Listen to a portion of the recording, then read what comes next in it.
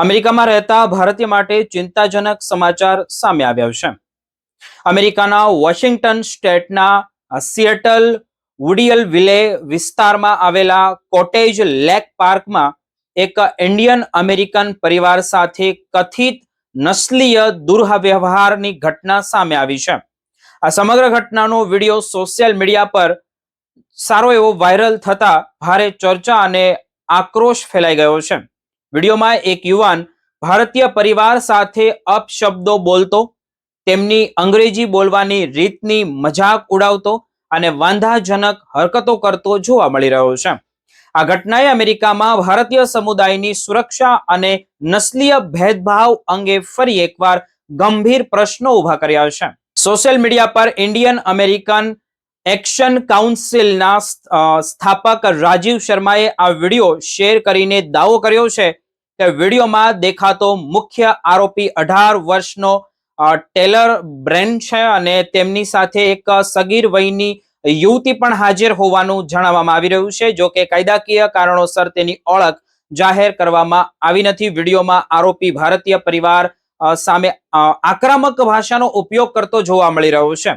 તે પરિવારના સભ્યોને તેની જે અંગ્રેજી બોલવાની રીત અંગે ટોણા મારે છે અને વારંવાર કહે છે કે તેમનો જે એક્સેન્ટ સમજી શકતો નથી અને એટલું જ નહીં પરંતુ તે ભારતીય માટે સોશિયલ મીડિયા પર વપરાતા અપમાનજનક અને નસ્લીય અર્થ ધરાવતા શબ્દો પજ્જિતનો પણ ઉપયોગ કરી રહ્યો છે, જેને ઘણા લોકો હેટ સ્પીચ તરીકે ગણાવી રહ્યા છે.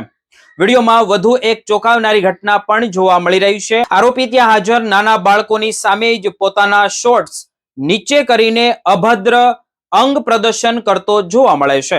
જાહેર સ્થળ પર અને પરિવારની હાજરીમાં કરવામાં આવેલી આવી હરકત લઈને સોશિયલ મીડિયા પર ભારે ટીકાઓ થઈ રહી છે.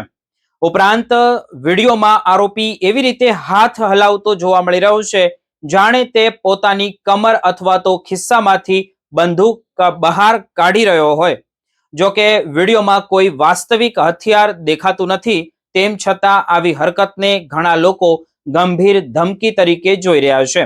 આ વિડીયો વાયરલ થતા જોઈએ તો બાદમાં ભારતીય સમુદાય સહિત અનેક લોકોએ ઘટનાની નિંદા કરી છે અને જવાબદાર સામે કડક કાર્યવાહી કરવાની પણ માંગ કરી છે. ઇન્ડિયન અમેરિકન એક્શન કાઉન્સિલના સ્થાપક રાજીવ શર્માએ આ સમગ્ર ઘટનાને હેટ ક્રાઇમ તરીકે તપાસવાની માંગ કરી છે. તેમણે ભોગ બનેલા પરિવાર અને ઘટનાના પ્રત્યક્ષદર્શીઓને આગળ આવીને પોલીસમાં ફરિયાદ નોંધાવવા અપીલ કરી છે. સાથે જ તેમણે વોશિંગ્ટન સ્ટેટની જે સ્થાનિક પોલીસને તાત્કાલિક કાર્યવાહી કરીને આરોપીઓ સામે જે યોગ્ય કાયદાકીય પગલાં લેવા પણ વિનંતી કરી છે.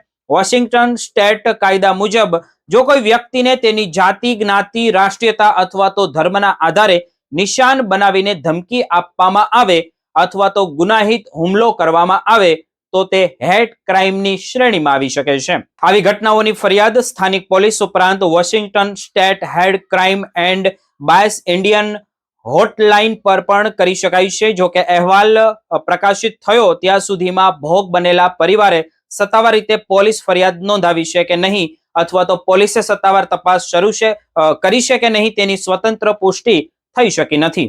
તેથી આ કેસમાં આગળ શું કાર્યવાહી થાય છે તેના પર સૌની નજર રહેશે. સોશિયલ મીડિયા પર વાયરલ થયેલા આ વિડીયોએ અમેરિકામાં રહેતા ભારતીય અને અન્ય એશિયન સમુદાય સામે વધતા નસ્લીય ભેદભાવ અંગે પણ ફરી એકવાર ચર્ચા શરૂ કરી છે. અનેક લોકોએ જણાવ્યું છે કે કોઈ પણ વ્યક્તિને તેની ભાષા અને ઉચ્ચારણ, જાતિ અથવા તો મૂળના આધારે અપમાનિત કરવું સ્વીકાર ન કરી શકાય અને આવા કેસમાં ઝડપી તેમજ કડક કાર્યવાહી થવી જરૂરી છે. હવે જોવાનું તો એ રહેશે કે સ્થાનિક પોલીસ આ મામલે શું તપાસ કરે છે. શું આ ઘટનાને હેટ ક્રાઇમ તરીકે ગણવામાં આવશે અને જો આરોપી સાચા સાબિત થાય તો આરોપીઓ સામે કાયદા મુજબ શું કાર્યવાહી કરવામાં આવશે. આ સમગ્ર મામલે આવતા દિવસોમાં વધુ માહિતી સામે આવે તેવી શક્યતા છે અને અમે તમને દરેક મહત્વના અપડેટથી સતત માહિતગાર કરતા રહીશું.